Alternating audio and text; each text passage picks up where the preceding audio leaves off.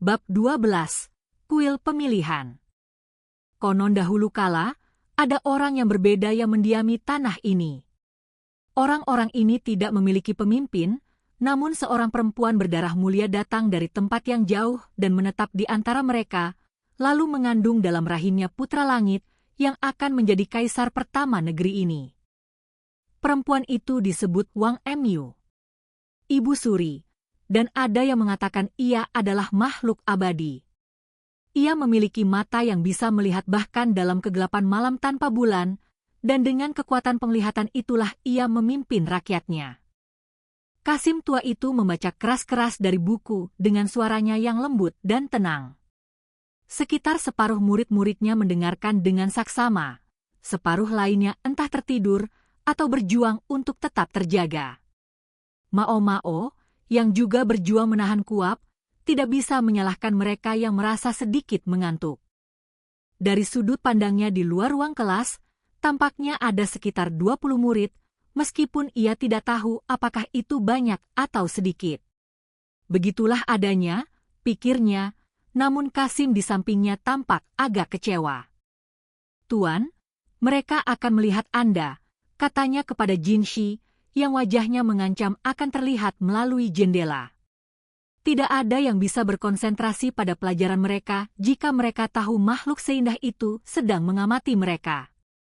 "Saya diberitahu awalnya hanya ada sekitar 10 murid, jadi saya kira jumlahnya sudah sedikit bertambah," kata Gao Shun menenangkan. Mereka berada di lembaga studi praktis Istana Belakang yang diprakarsai oleh Jinshi. Ia ingin memasang papan tanda yang dengan berani menyatakan bahwa itu adalah tempat belajar, namun Mao-Mao sudah menghalanginya, berargumen bahwa membesar-besarkan hal itu hanya akan mempersulit segalanya, sehingga pada akhirnya sekolah itu berjalan dengan diam-diam. Mereka merenovasi salah satu bangunan yang tidak terlalu bobrok di kawasan utara untuk dijadikan tujuan itu. Bahkan, ini adalah bangunan yang digunakan ketika para utusan asing berkunjung baru-baru ini, sehingga kondisinya memang sangat baik. Xiaolan ada di antara para murid. Mao-Mao bisa melihatnya mengusap-usap mata dengan mengantuk, membagi perhatiannya antara buku teks dan guru. Ia sudah belajar mengenali banyak kata-kata umum dan kini sudah beralih membaca cerita-cerita sederhana. Yang baru saja dibacakan guru itu adalah kisah tentang bagaimana negeri ini berdiri, sesuatu yang pasti sudah pernah didengar semua orang setidaknya sekali dalam hidup mereka. Mao-Mao sendiri tidak tertarik untuk mempelajari hal-hal seperti itu pada titik ini dalam hidupnya, namun Jinshi mengundangnya untuk melihat bagaimana pelajaran berjalan, dan ia tidak bisa benar-benar menolak.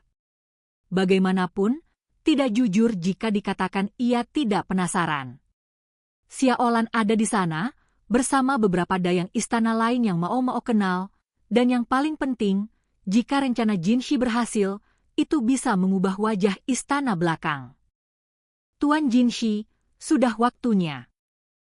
Jinshi adalah Kasim yang sibuk, sebagaimana diingatkan oleh pengiringnya, dan dengan enggan ia berpaling dari buah pikirannya itu. Ia mungkin ingin terus mengamati lebih lama lagi, namun ia punya hal-hal lain yang harus dilakukan.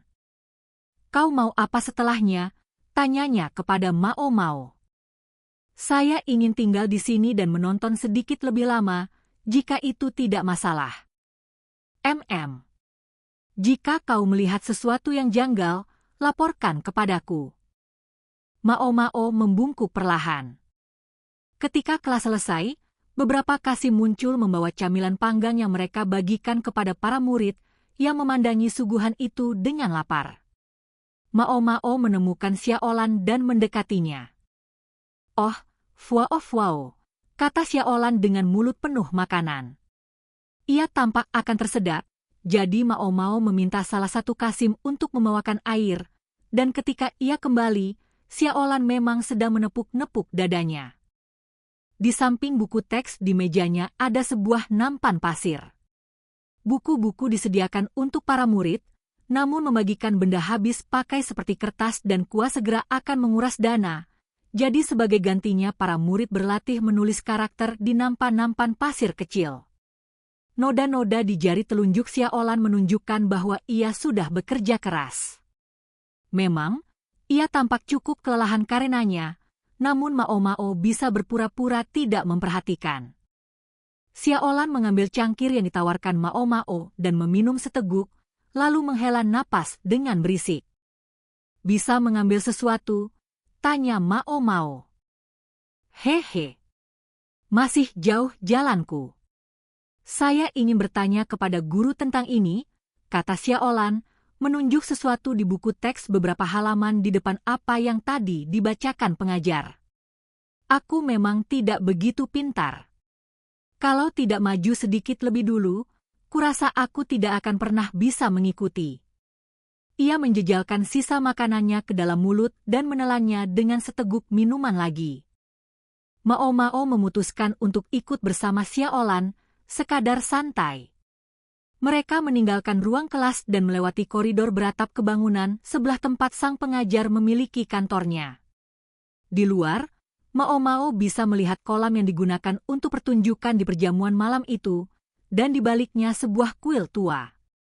Kuil itu konon sudah ada sejak sebelum berdirinya istana belakang, dan arsitekturnya berbeda dari yang biasa Mao Mao lihat.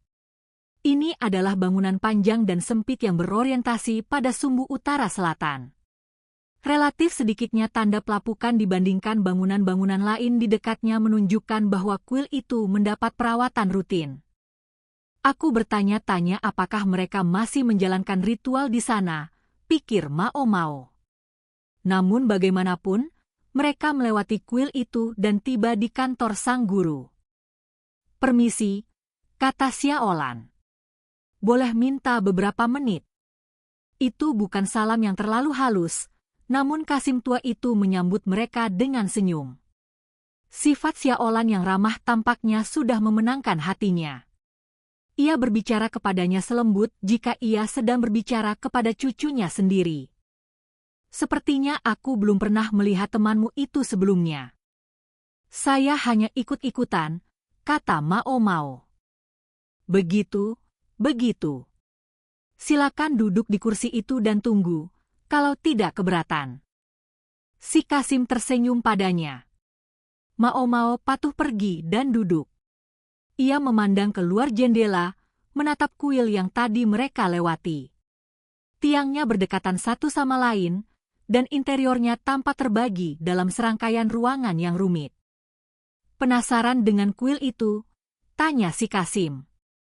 Sedikit. Saya tidak bisa tidak berpikir bahwa arsitekturnya agak aneh. Inilah Mao Mao, yang seketika terobsesi dengan apapun yang menarik perhatiannya. Ia sudah menatap kuil itu dengan tajam tanpa menyadarinya. Kuil itu dibangun oleh penduduk asli tanah ini. Nyonya Wang Mu, Ibu Suri, memilih untuk tidak melarang rakyatnya menjalankan kepercayaan mereka ketika ia memerintah tempat ini. Sebaliknya ia menggunakannya dan menjadikan keyakinan itu sesuatu yang nyata. Wang Mu adalah perempuan yang muncul dalam mitos pendirian negeri yang tadi diajarkan si Kasim di kelas. Ia disebut-sebut sebagai ibu kaisar pertama.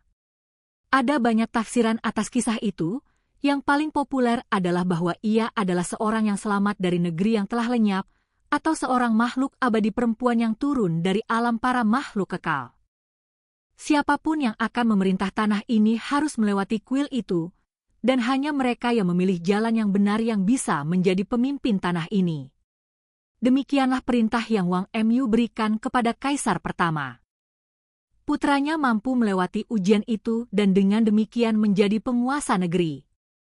Sangat menarik. Bukan begitu?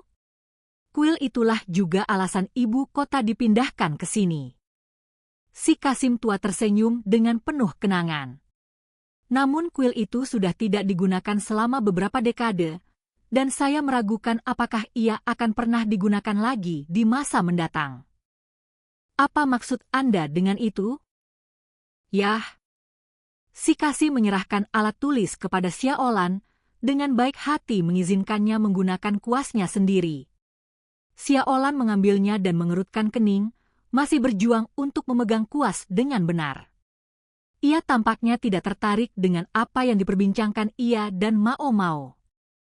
Semua kakak laki-laki yang mulia kaisar terdahulu meninggal akibat epidemi. Lebih buruk lagi, banyak anak dan bayi laki-laki meninggal, merampas garis kekaisaran dari kemungkinan penerus manapun. Itulah mengapa kaisar terdahulu, putra bungsu orang tuanya, naik tahta. Keadaan itu sudah lama mengundang rumor-rumor buruk bahwa permaisuri yang berkuasa, ibunya, mungkin punya andil dalam wabah itu. Mao Mao tidak bisa tidak berpikir bahwa cerita si Kasim tidaklah terlalu menghormati keluarga kekaisaran, namun ia tidak merasakan permusuhan dalam suaranya, malahan, ia memiliki ketenangan seorang cendekiawan yang memaparkan fakta-fakta. Xiaolan mencelupkan kuas ke dalam tinta, menyipratkan titik-titik di pipinya.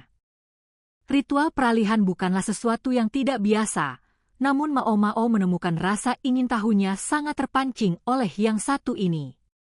Ia memandangi kuil itu, dan si Kasim memandanginya, meskipun awalnya ia tidak yakin apa yang sedang si Kasim pikirkan. Saya harus bilang, senang rasanya mengetahui ada seseorang yang tertarik pada bangunan tua itu, katanya. Tidak banyak yang ingin mendengar kisah-kisah seperti itu. Sudah cukup lama. Kemudian ia pun memandang keluar. Tapi pernah ada seseorang? Di masa lalu? Ya. Seorang dokter yang berada di sini bertahun-tahun lalu, seorang eksentrik sungguhan. Setiap kali ia punya waktu senggang, ia akan berjalan-jalan di istana belakang dengan ekspresi di wajahnya yang sangat mirip dengan ekspresimu sekarang. Sebuah wajah melayang dalam benak Mao Mao. Namanya tidak mungkin Luomen, bukan? Mata si Kasim melebar dengan terkejut. Kau mengenalnya? Ayah tua Mao Mao, Luomen, memang tampak seperti orang biasa yang wajar. Namun sebenarnya tidak demikian. Pertama-tama, jika ia memang wajar dan biasa, ia tidak akan menanam tanaman obat di seluruh penjuru istana belakang.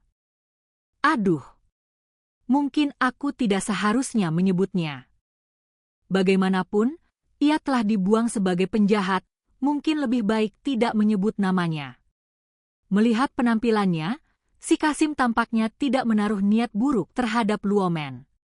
Mao Mao hanya berkata, namun dengan jujur, bahwa Luomen adalah salah satu kerabatnya, dan bahwa ia kini mencari nafkah, yang pas-pasan, sebagai seorang apoteker.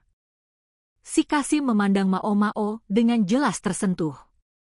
Sementara itu, Xiaolan sedang menatap dengan tekun karakter-karakter tulisannya sendiri yang tidak stabil. Begitu, kata si Kasim. Ya, Luomen. Mungkin ia pernah berteman dengan ayah angkatnya. Ia ingin bertanya tentang itu, namun menyadari sudah waktunya untuk kembali. Ia mengumpulkan Xiaolan, yang sudah melipat lembar penuh karakter itu, meski tulisannya kasar, dan menyimpannya dengan penuh kasih ke dalam lipatan jubahnya, dan meninggalkan sekolah.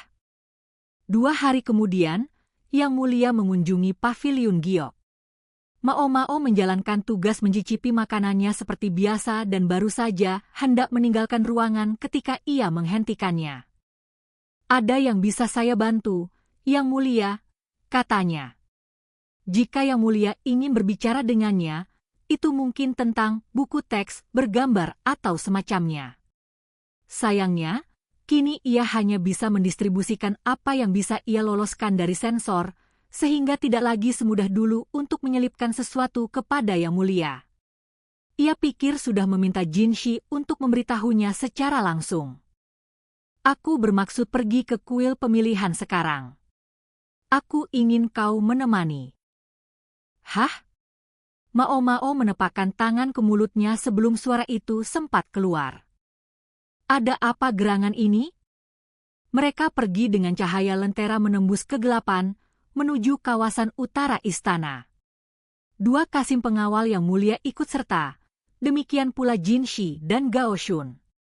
Jinshi memperhatikan seluruh kejadian ini dengan tatapan penyelidik, ia tampaknya dipanggil ke sini cukup tiba-tiba. Apa yang ada dalam pikiran yang mulia? Pikir Mao Mao. Kawasan utara memang tidak pernah terlalu ramai, namun di malam hari ia menjadi sunyi mencekam. Satu-satunya hikmah adalah setidaknya mereka tidak mendengar suara-suara cinta yang tidak sehat mengalun dari semak-semak atau bayangan pepohonan. Ketika mereka tiba di kuil, seseorang sudah menunggu mereka. Kasim tua yang tadi Mao Mao ajak bicara. "Saya sudah menunggu," katanya dengan membungkuk hormat. Sang kaisar, mengelus-elus janggutnya yang ia banggakan, mengangguk kepadanya. "Bolehkah aku masuk sekali lagi?" "Paduka boleh masuk sebanyak yang Paduka inginkan." Bulu kuduk Mao Mao berdiri mendengar sesuatu yang terdengar seperti nada provokasi yang tersembunyi dalam kata-kata si Kasim itu. Sang kaisar, yang masih mengusap janggutnya, tetap tenang sempurna, namun Gao Shun dan Kasim-Kasim lain tidak menyembunyikan rasa tidak senang mereka. Hanya Jin Shi yang tidak mengerutkan kening. Ia sedang menatap kuil dengan intens dan tampak sedang berpikir. Kasim tua itu membuka pintu kuil dan memandu sang kaisar masuk. "Dan siapa yang Paduka butuhkan sebagai pengiring?" tanya si Kasim, dan lagi-lagi ia terdengar sedikit mengejek. "Dua orang ini, jika boleh," jawab sang kaisar. Ia memandangi Jin Shi dan Mao Mao sambil tersenyum lebar. "Ada apa ini?" pikir Mao Mao, wajahnya tidak terlalu senang saat ia memasuki kuil. Ia bisa mengerti mengapa Yang Mulia memilih Jin Shi. Ia memimpin upacara dan segalanya, jadi ia sudah terbiasa dengan tempat-tempat seperti ini. Namun Mao Mao? Apa gunanya ia ada di sini? Perempuan tidak dilarang masuk ke sini atau semacamnya? Mao Mao berbisik kepada Kasim tua itu, namun si Kasim tersenyum lebar. "Anda mungkin ingat bahwa Wang Mu dan permaisuri yang berkuasa keduanya adalah perempuan." Mao Mao tidak menjawab itu, hanya menundukkan kepala dan mengikuti kedua pria itu. Tepat setelah pintu masuk kuil terdapat sebuah ruangan besar yang kosong. Ada 3 pintu, masing-masing berwarna berbeda, dan di atasnya sebuah tanda bertuliskan, "Jangan masuk melalui pintu merah." Mao Mao menyipitkan mata. Pintu-pintunya berwarna biru, merah, dan hijau masing-masing. Warna masing-masing jelas dan cerah, menunjukkan bahwa warnanya diperbarui secara rutin. "Pintu mana yang Paduka pilih?" kata Kasim tua itu sambil mengelus-elus dagunya. Sang kaisar menggaruk tengkuknya, lalu melangkah menuju pintu biru. "Terakhir kali aku memilih yang hijau. Mungkin saatnya mencoba yang ini." "Memang, Paduka." Rombongan itu melewati pintu biru. Mereka melanjutkan melalui lorong sempit, lalu tiba di ruangan berikutnya dan menemukan 3 pintu lagi dan tanda lain. Mao Mao memiringkan kepalanya. Tandanya bertuliskan, "Jangan masuk melalui pintu hitam." Kali ini, pintu-pintunya berwarna merah menyala, hitam, dan putih. Dinding dan tiangnya tampak berdebu, namun pintu-pintunya baru saja dicat ulang. Merawat tempat ini adalah pekerjaan yang berat, bisa kukatakan. Baru saja aku pikir tidak akan pernah ada yang menggunakannya lagi, tiba-tiba ada seseorang yang bilang ingin masuk. Si Kasim tua mengelus-elus bahunya dengan bermakna, rupanya ialah yang harus mengecat pintu-pintu itu. Sang kaisar mengelus janggutnya, lalu memilih pintu merah. Di baliknya ada lorong lain, dan kemudian ruangan lain. 3 pintu lagi, dan teka-teki baru. Mao Mao bertanya-tanya dengan perasaan putus asa berapa lagi ruangan yang akan ada. Tanpa jendela yang membiarkan angin masuk, kuil itu pengap dan hangat. Ia memang benar soal satu hal, tata letak kuil itu memang rumit. Kadang-kadang mereka berbalik arah, atau naik tangga, hingga ia sudah kehilangan semua rasa arah. Akhirnya ia menyadari bahwa beberapa ruangan berbagi pintu satu sama lain. Kurasa memang tidak dimaksudkan untuk cepat selesai. Terlepas dari ketidaksabaran Mao Mao, Jin Shi sedang menatap pintu-pintu dan tanda dengan ekspresi yang tidak biasa seriusnya. Jangan masuk melalui pintu biru, demikian instruksi tandanya. Pintu-pintu di ruangan ini berwarna biru, ungu, dan kuning. Yang mulia memilih pintu kuning. Tampaknya ini yang terakhir, katanya.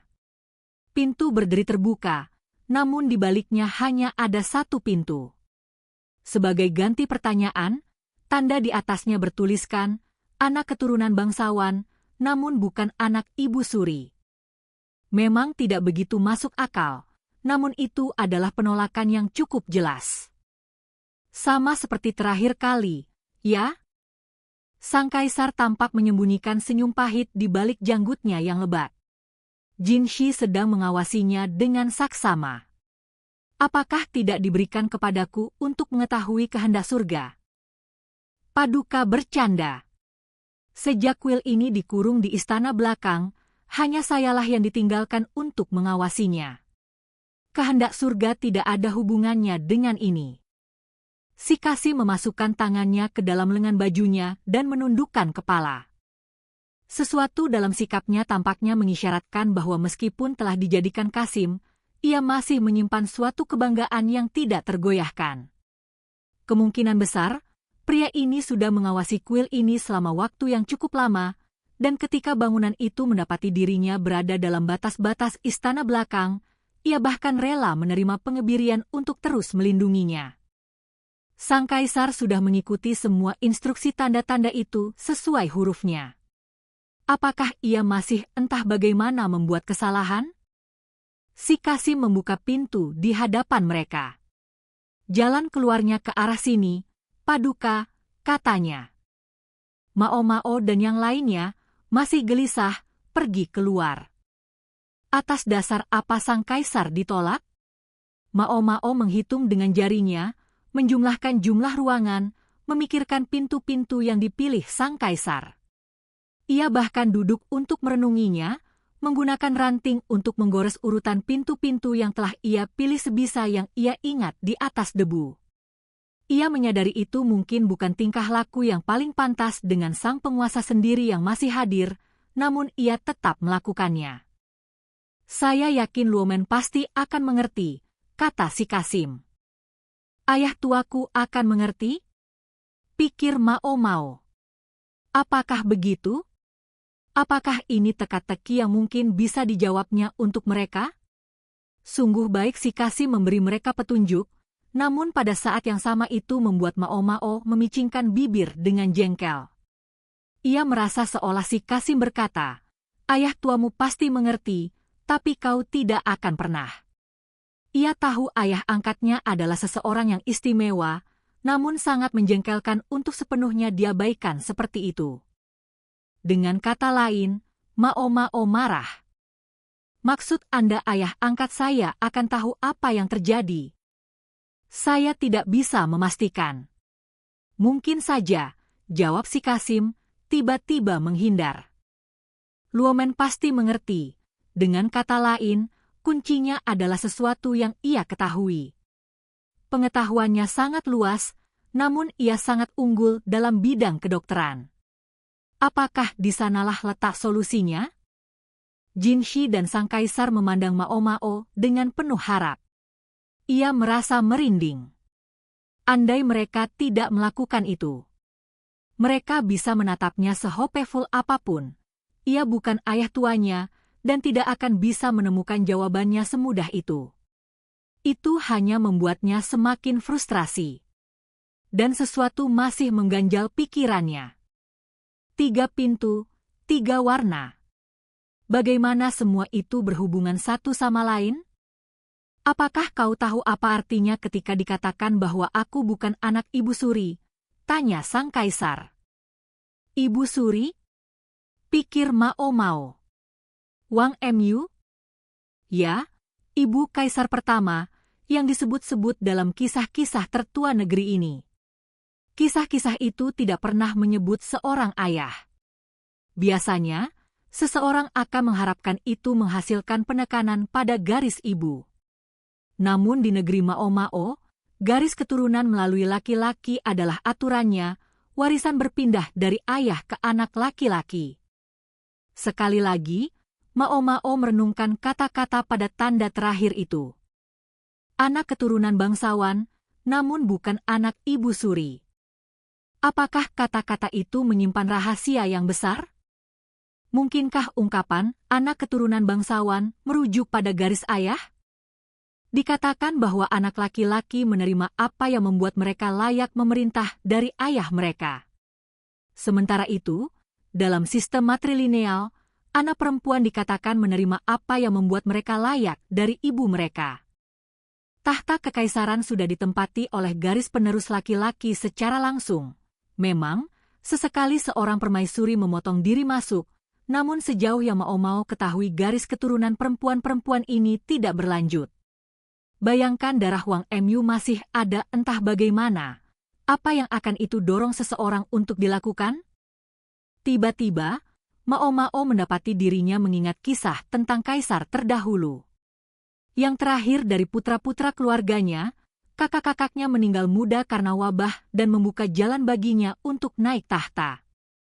Kenyataan bahwa hanya ia yang selamat ketika semua saudaranya meninggal telah menginspirasi rumor bahwa permaisuri yang berkuasa mungkin punya andil dalam hal itu. Tapi apakah mungkin bahwa Mao Mao memandangi Kasim tua itu, sang kaisar, dan Jinshi, lalu ia pergi dan berdiri di depan Jinshi. Tuan Jinshi, apakah para kakak laki-laki kaisar terdahulu semuanya dilahirkan oleh ibu yang sama?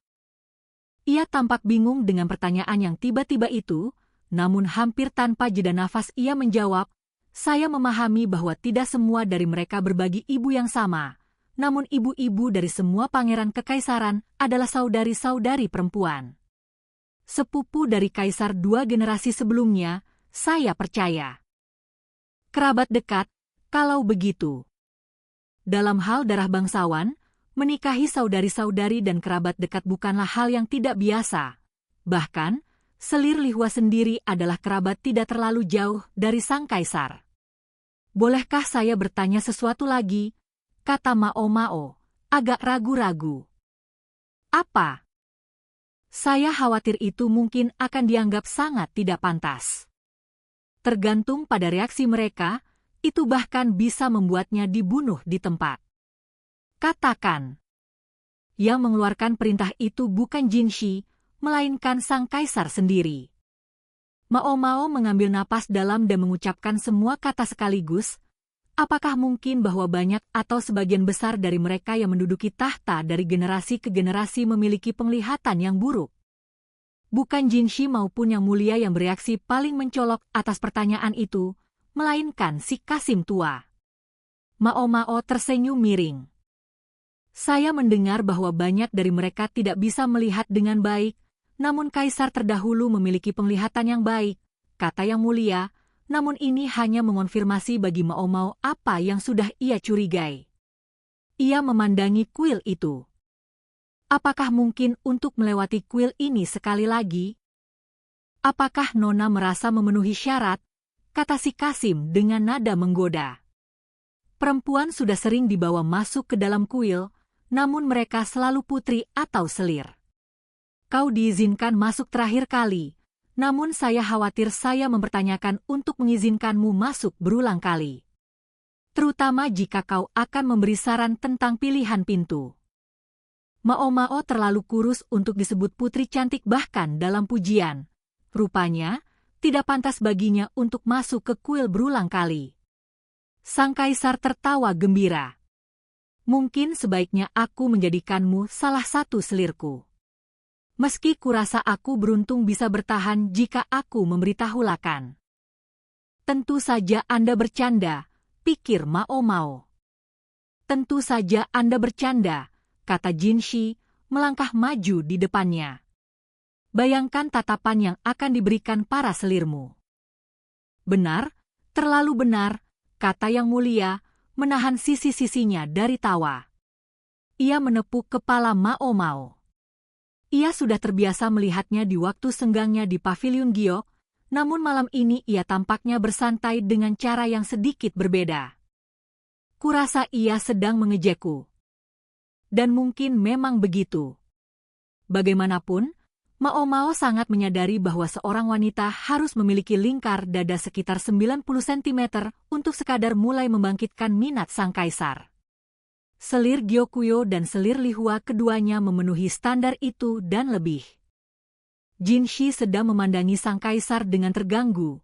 Apakah itu imajinasi Mao Mao, atau ia terlihat seperti anak kecil yang cemberut? Kau saja yang bawa dia, katanya kepada Jinshi, lalu memandangi si Kasim tua. Kalau begitu Anda tidak berkeberatan, bukan?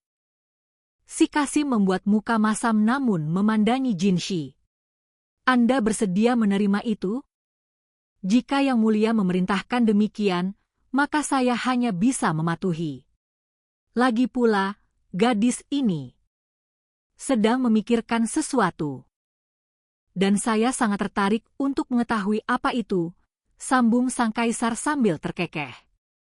Si Kasim tua kembali menuju pintu masuk kuil dengan tampak sangat kesal. Sang kaisar, yang tampak cukup senang, menjentikan jempolnya ke arah di mana si Kasim pergi, seolah berkata, "Ayo." Mereka kembali ke pintu masuk sekali lagi, kali ini dengan Jinshi di depan, diikuti oleh sang kaisar dan si Kasim tua. Mao Mao berjalan di belakang mereka, terkejut menyadari bahwa rupanya siapapun bisa mencoba kuil ini. Mereka memasuki ruangan pertama, dan Jinshi berbalik memandangi Mao Mao. Pintu-pintu merah, biru, dan hijau berdiri di hadapan mereka. Yang mana yang harus kupilih? Tanyanya. Mao Mao menyipitkan matanya. Tanda di atas pintu-pintu itu hanya melarang melewati yang merah. Perlahan, ia menunjuk ke pintu biru. Jinshi dengan patuh membukanya. Itu adalah pintu yang sama yang dipilih sang kaisar sebelumnya. Si Kasim tua mengangkat sebelah alisnya. Di ruangan berikutnya, Mao Mao memilih pintu putih yang menghasilkan angkatan alis lainnya.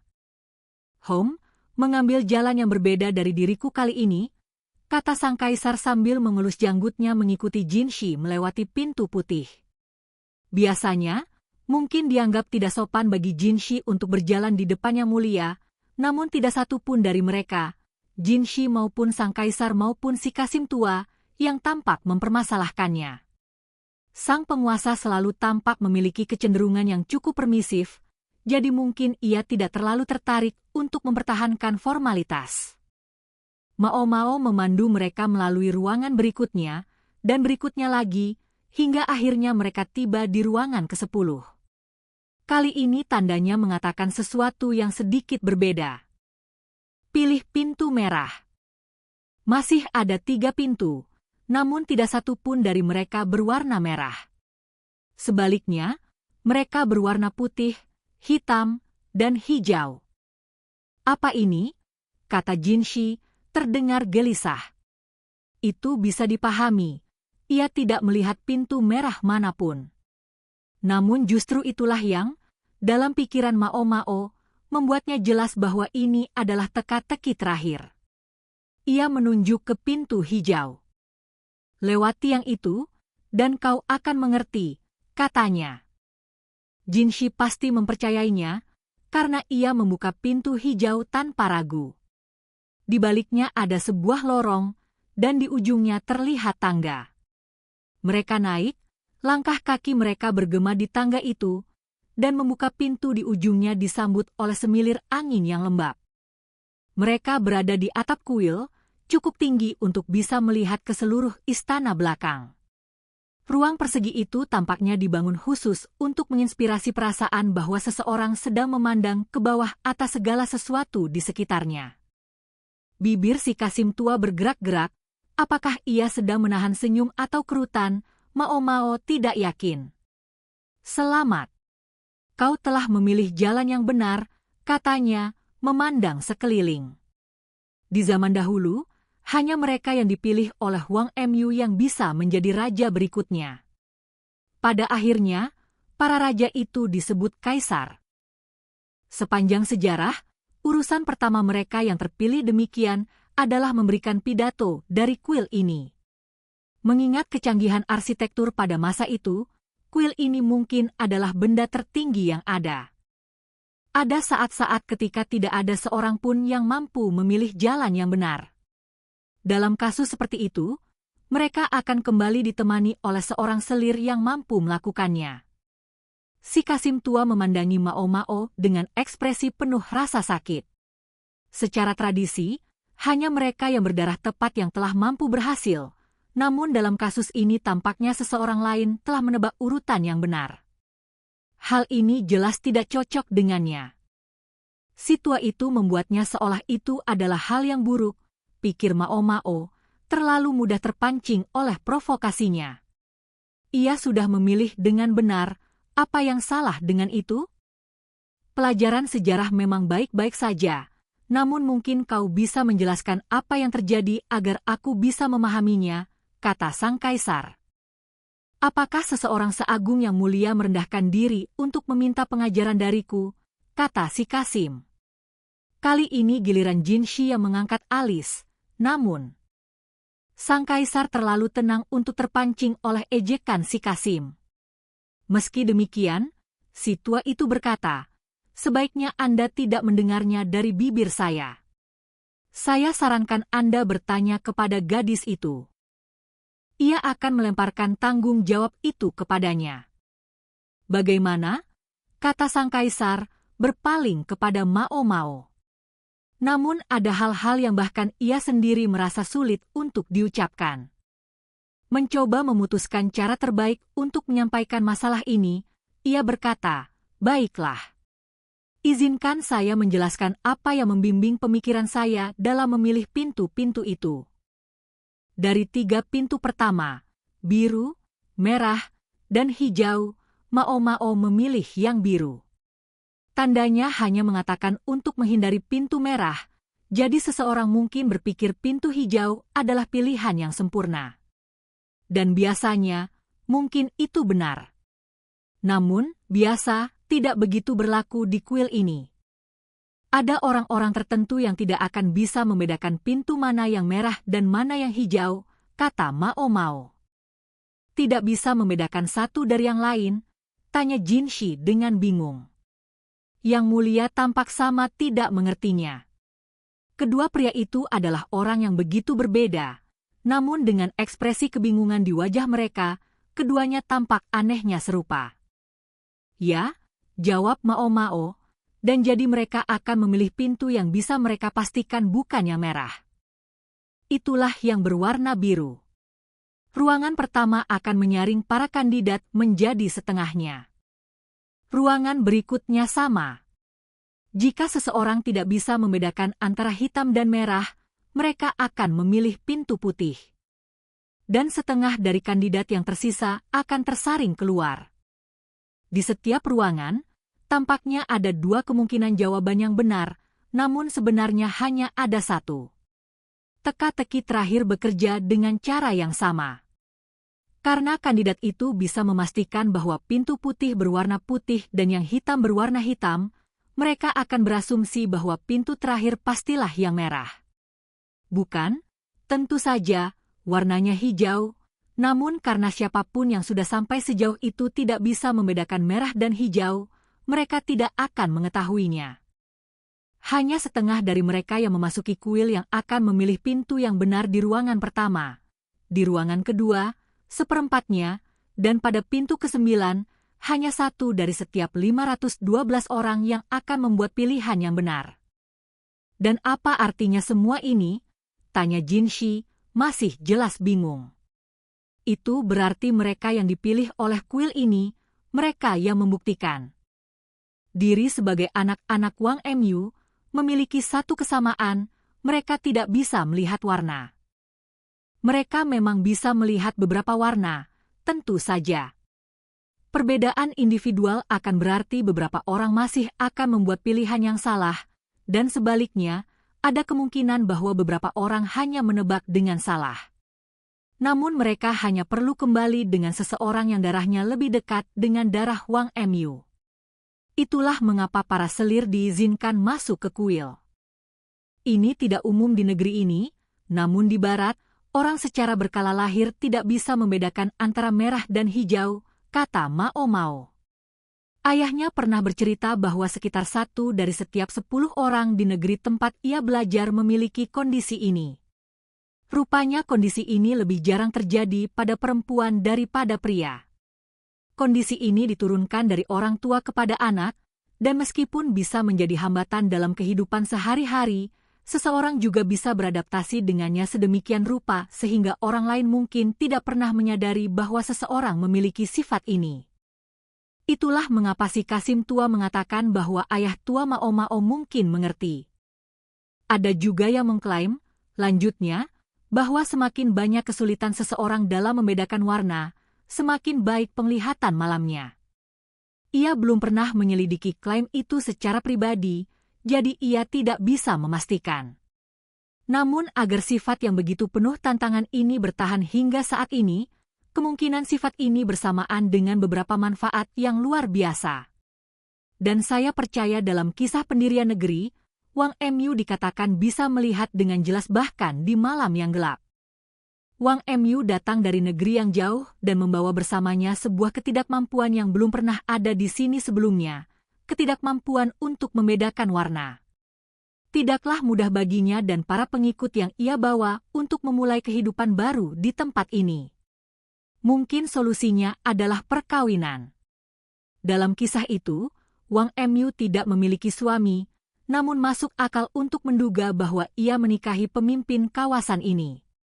Tidaklah aneh sama sekali bagi orang dari negeri lain untuk diambil sebagai pasangan dalam rangka membantu mengencerkan darah yang sudah terlalu pekat.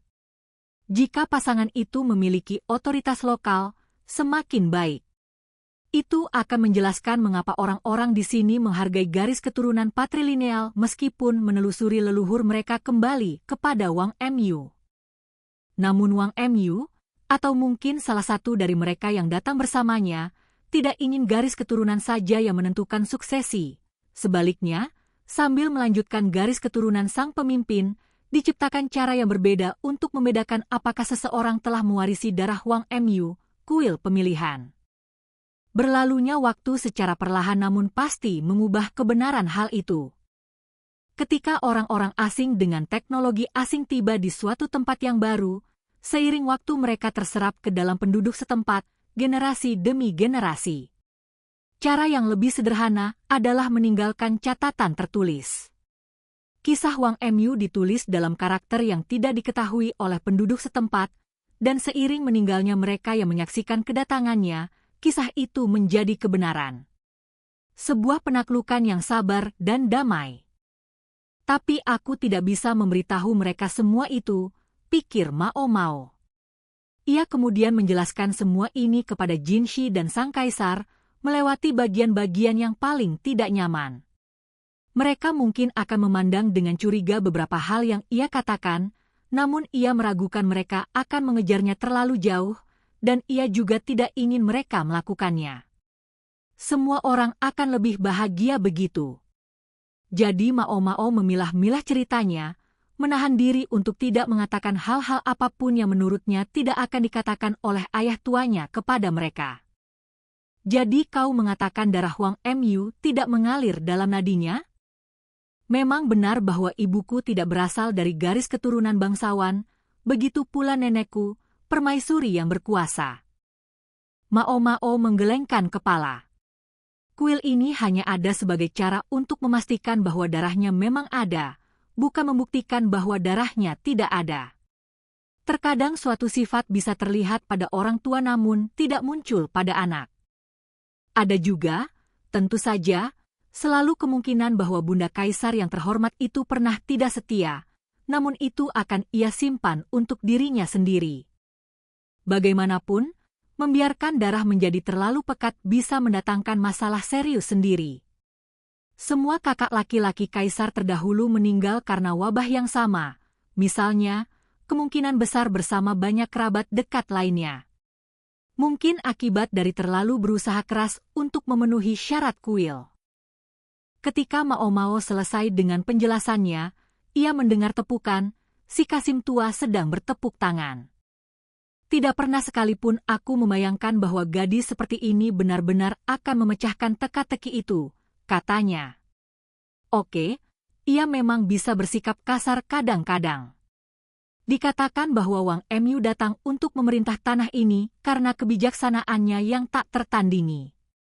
Bagaimanapun juga, hanya kecerdasan yang benar-benar tajam yang bisa menciptakan sesuatu seperti kuil itu sebagai cara untuk menjaga garis keturunan mereka.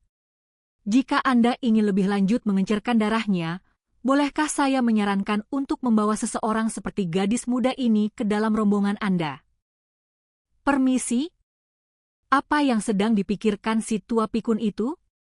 Mao ingin melepas sepatunya dan melemparkannya ke arahnya. Menarik memang, namun aku lebih baik tidak menjadikan Lakan musuh. Dan mungkin yang lebih penting, lingkar dadanya harus tumbuh sekitar 15 cm lagi terlebih dahulu. Pertama, setakutnya apa ia terhadap si ahli strategi rubah itu? Dan kedua, sungguh? Saya akui ada banyak yang tidak akan tersenyum melihatnya, kata si Kasim tua. Ia memandangi kejauhan sejenak, lalu melirik ke arah Mao. Berhati-hatilah. Aku sudah tahu, kata sang kaisar. Saya tahu Anda tahu, Paduka, kata si Kasim, kali ini memandangi Jinshi. Berhati-hatilah, ia mengulang. Jinshi mengangguk tanpa sepatah kata. Sebenarnya siapa pria ini? Pikir Mao. Sekadar Kasim yang mendapat kepercayaan kaisar? Tidak masalah. Mao tidak meramalkan kebaikan apapun dalam mengetahui jawabannya. Mungkin tidak ada bedanya siapa ia sebenarnya. Ia akan membiarkan yang sudah baik ini tetap baik. Ketidaktahuan, seperti kata orang, adalah kebahagiaan.